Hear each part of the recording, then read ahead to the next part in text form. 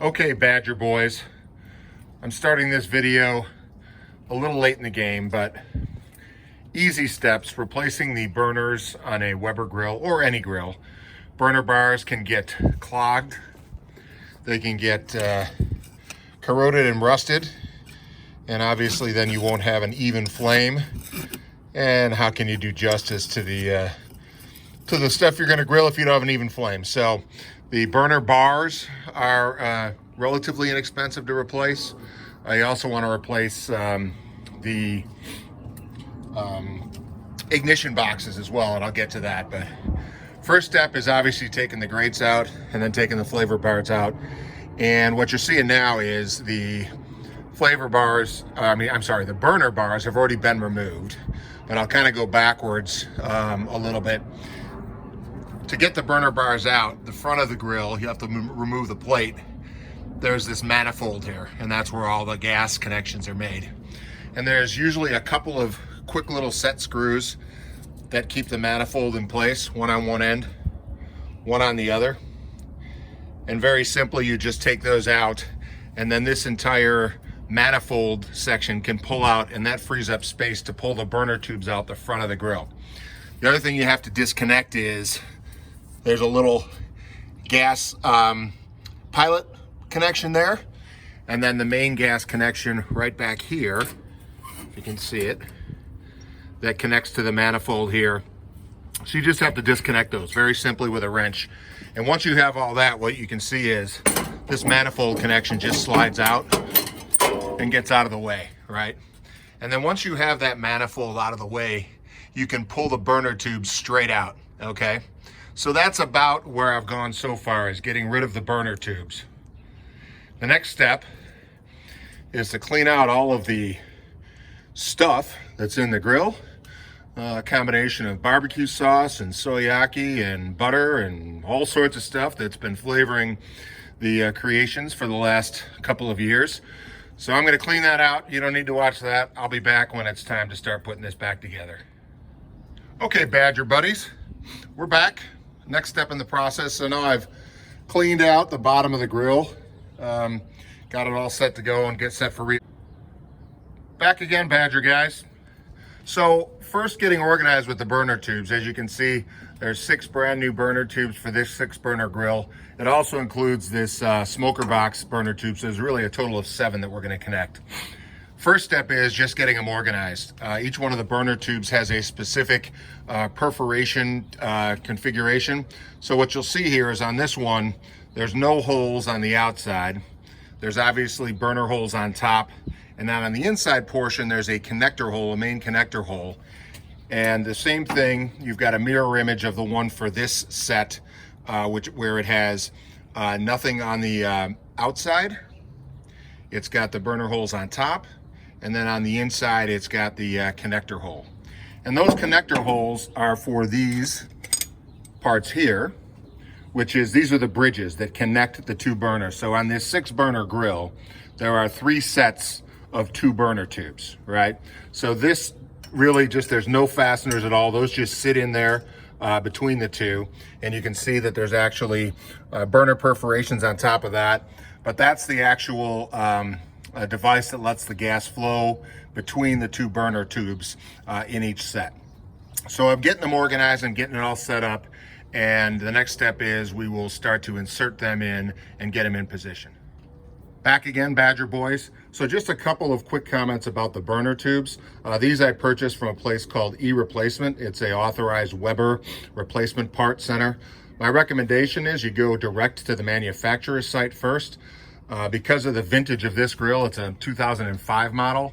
Weber doesn't sell replacement parts for it anymore, but they do a good job at directing you to places that do. So E-Replacement, and I'll send that link to you. E-Replacement parts has a lot of the Weber stuff. They've got some great exploded diagrams so you know which part you need to order. So when you get these tubes, what you'll see on the end here is there's a set screw there. There's nothing you need to do with that. That's factory set.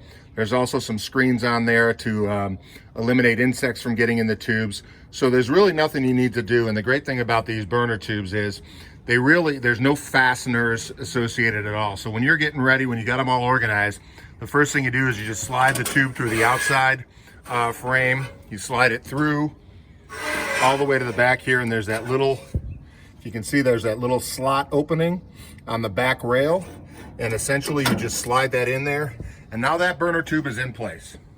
What keeps it in place and what seals it is, when we then go back and we have them all lined up, and we put this manifold back in, that manifold will then slide into the front of that burner tube.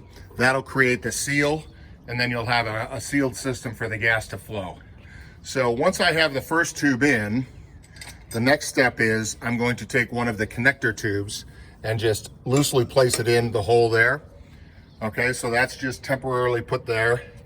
And when I put the next burner tube in, then I will insert it into the other side to this hole here. And then that set will be in place and ready to go. And I will repeat that for this set and for this set, and then for the final smoker box burner. So when you get back, that'll all look nice and pretty. And don't forget to have your Badger grill cover available at all times. Welcome back, Badger boys. Hello, Bucky. Okay, so as you can see, I have the tubes in place. So I've got all the 3 sets of 2 burner tubes in place with the bridge tube in between each one. Okay, make sure that the perforations on the bridge tube are oriented up. You can orient them any way, but you want to make sure at the end that they're all oriented up. Okay, so everything's oriented the right way. They're in there, and also the last tube on the end, the smoker box tube. So now we're going to move on to some of the electronics for the igniters. As you can see in this grill, I've got 4 separate igniters. 1, 2, 3, 4. 4 separate igniters for the 6 burner. 1 igniter each for each of the 2 burner tube sets, and then 1 for the burner box, the smoker box. So what I was telling you earlier about these igniters is, as you can see, each one comes pre-wired with a connector on the end. And this one here is for the far side of the grill because it has the longest wire. And then the next one in has a little shorter wire, then a little shorter wire here, and then this one that goes right here, right next to the electronics manifold, has the shortest wire. So these igniter boxes are very simple to put in. What you can see is they've got the igniter right there. They've got these tabs right here that are just sheet metal tabs that go in there. And those slide in, and I'll show this to you. They slide into the front of the grill from the inside. You thread the wire back through. So for this particular one, we're going to take I'm sorry, I grabbed the wrong one. I'm going to do the longest one first. So we'll take this one. We're going to thread the wire through the inside of the grill back out through the igniter box hole. And as you pull that through, it's going to put the igniter box in position. And that particular thing comes right through, and there's a couple of tabs that you have to feed through, and it's a little tricky, and I'll show you, but once that gets in, I'll come back. Okay, welcome back to Badger Grill TV. Okay, so the first igniter box is in, and so as I showed you before, you thread it from the inside. What you can see with this igniter box is the orientation. Like this burner, gas will flow all the way through these. It'll flow across the bridge, and it'll open it'll ignite the burner to your side. So now on the other side, once that igniter box gets through, as you can see, this tab here and this one on the bottom down here, which if I can get to. So those are sticking straight out, and there's a little hole that comes. I can show you the empty one. There's a little hole and a big hole. So in the big hole comes the actual igniter itself with the wire and the top tab. And through the small hole goes the small tab. And once you have it in position, all you do is simply pull up, bend that tab, and then it sits nice and firm against the manifold. So now we've got that. We've got this long wire that's going to chase all the way back to the ignition manifold here. So once we get all of them in, I'll thread those wires through the clips, get things organized, and then we'll come back. Okay, Badger boys, so we're back. So what I've done is I've run all the wires from the new igniter boxes, and then I've made the connections down below here onto the ignition manifold. So I've got one over here, 2, 3, and then 4. And we'll get all those wires squared away. So now I've also repositioned the burner manifold, which is this black bar with all of the gas connections. And what you can see is as you put it in, these slide into the end of the burner bar, and that's it. That's the whole connection. There's no connectors, there's no washers, there's no nothing. This is designed so once you put that in there, and then you set this set screw. So there's a set screw down here on this end, right here. Okay, you tighten that up, and then on this end, there's another one right here. Very simple. Once you get that set, it's all positioned, it's all ready to go, and that manifold is back in place and ready to have gas flowing. So I'm gonna get those screws set, and then we'll give it a shot. Okay, back again. I've got the manifold back in place, and then the only connections you need to make are reconnect this line here that goes into the bottom of this manifold or this gas valve over here. And then there's also one on the back of that first gas valve right there. This is the just goes over to my side burner here. The main gas that connects from the propane tank to this manifold is right here. And I was able to do all this without disconnecting that. But if it gets cumbersome, if your wires are a little bit tight, all you need to do is disconnect that frees up this manifold, and then make sure and connect it. But this is the gas line that goes right to your propane tank. Okay, Badger boys, I'm back. So I got the grill pretty much put back together. Got everything ready to go, cleaning up the final knobs and get everything going. What I'll do is when things get a little darker tonight, before I put all the plates back on, I will light this up so that you can see the benefit of even flames and how that's going to improve. What I did to test to make sure that my burners were my problem is I pulled all of the grates off, pulled all the flavor tubes, lit it up, and I could see very clearly where the hot spots were. There were several portions of the burner tubes that were getting no gas, and obviously some that were getting too much. A lot of them concentrated in this front area here, where the igniter boxes are, those tend to corrode really quickly, and then you get kind of these hot spots in the front of the grill. So I'm sure when you guys are grilling and you move stuff to the area of the grill that works best, because it's not even, it's a lot of times it has to do with these burner tubes getting clogged and the igniter boxes. And to give you an example, here's what the old igniter boxes look like. So they can get pretty mangled pretty quick. Corrosion, and then once that starts happening, it just sets off an uneven flame. So that's about it for this project. I'm going to conclude in about 2 or 3 hours. When it gets dark out, I'll light the burners. I'll show you what it looks like, and then we'll move on.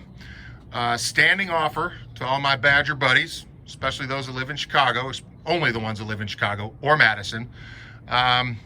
If you have a grill that's in need of repair, and you want to order the parts, I would be happy to come over and walk through it with you, provide you with some labor, and all it'll cost you is a tomahawk steak or something along those lines, and perhaps a tub of brown liquor. So hopefully when we get to this post-COVID world, we can get back to that interacting and do some happy grilling. So thanks, fellas. Okay, Badgers, final chapter. So wait until it's a little dark out. So as you can see, all 6 burners. A little windy here in Chicago, but everything nice, even blue flame. All 3 burners working well. No hot spots. Everything working well. So that brings this project to a close. Next step, get some food, get it on there. So if you are up to the Epicurean challenge of a dinger slab of ribs or a Terry Murphy beef tenderloin marinated in that Worcestershire and pepper, oh boy. Make sure you're working with the right tools, get your grill done, and the offer still stands. Vince, any of the Chicago boys, you need your grill reworked, order the parts, let me know. All it'll cost you is a nice big steak and perhaps a brown mumbler. Badger Grill Project signing off.